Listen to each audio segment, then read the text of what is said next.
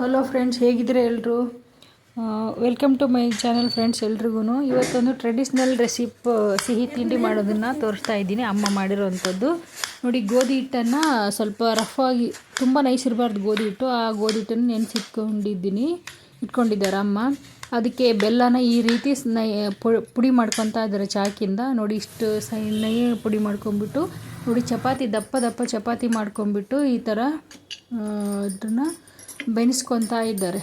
ಇಷ್ಟು ದಪ್ಪ ನೋಡಿ, ಇಷ್ಟು ದಪ್ಪ ಲಟ್ಸ್ಕೊಂಡ್ಬಿಟ್ಟು ಅದನ್ನು ಸ್ವಲ್ಪನೇ ಎಣ್ಣೆ ಹಚ್ಚಿಬಿಟ್ಟು ಮೇಲ್ಗಡೆ ಅದನ್ನು ಬೇಯಿಸ್ಕೊಳ್ತಾ ಇದ್ದಾರೆ.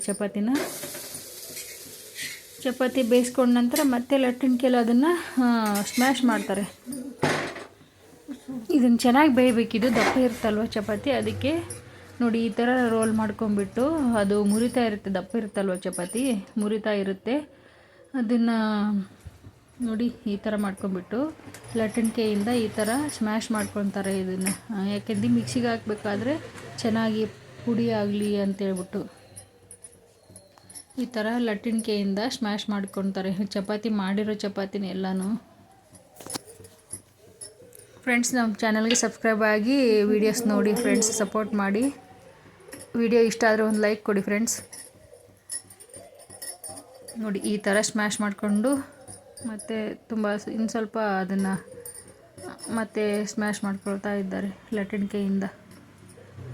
ಬಿಸಿ ಇರುವಾಗಲೇ ಮಾಡ್ಕೊಳ್ತಾ ಇದ್ದಾರೆ, ಯಾಕಂದರೆ ಚೆನ್ನಾಗಾಗುತ್ತೆ ಅಂತೇಳಿ. ನೋಡಿ, ಈ ಥರ ಮಾಡಿಟ್ಕೊಂಡಿದ್ದಾರೆ. ಇದನ್ನು ಮಿಕ್ಸಿ ಜಾರಲ್ಲಿ ಹಾಕ್ಕೊಂಡ್ಬಿಟ್ಟು ಪೌಡ್ರ್ ಮಾಡ್ಕೊಳ್ತಾರೆ. ಈಗ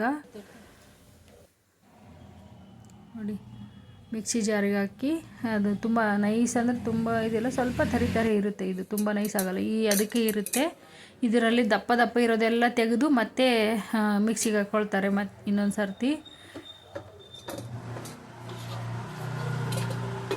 ಎಲ್ಲನೂ ಮಿಕ್ಸಿ ಮಾಡ್ಕೊಂಡ್ಬಿಟ್ಟು ಅದು ತುಂಬ ತಣ್ಣಗಾದ ನಂತರ ಮಾಡೋದಲ್ಲ, ಬಿಸಿ ಇರುವಾಗಲೇ ಚಪಾತಿನ ಮಾಡ್ಕೊಳ್ತಾರೆ. ಎಲ್ಲ ಚಪಾತಿನ ಪೌಡ್ರ್ ಮಾಡ್ಕೊಳ್ತಾರೆ ಈ ರೀತಿ ಮಿಕ್ಸಿಗೆ ಹಾಕ್ಕೊಂಡ್ಬಿಟ್ಟು.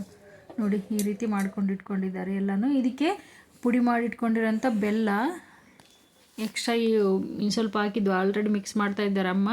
ಈ ಮಿಕ್ಸ್ ಮಾಡ್ತಾ ಇರೋದ್ರಲ್ಲಿ ಪುಡಿ ಮಾಡ್ಕೊಂಡಿರೋ ಚಪಾತಿ ನೋಡಿ, ಹುರಿಗಡ್ಲೆ, ಆಮೇಲೆ ಸೋಂಪು ಕಾಳು, ಒಣ ಕೊಬ್ಬರಿ ತುರಿ, ಆಮೇಲೆ ಬೆಲ್ಲ ಇಷ್ಟೂ ಹಾಕಿ ಚೆನ್ನಾಗಿ ಮಿಕ್ಸ್ ಮಾಡ್ತಾ ಇದ್ದಾರೆ. ನೋಡಿ, ಇಷ್ಟೇ ಈ ಸ್ವೀಟು ಮಾಡೋದು.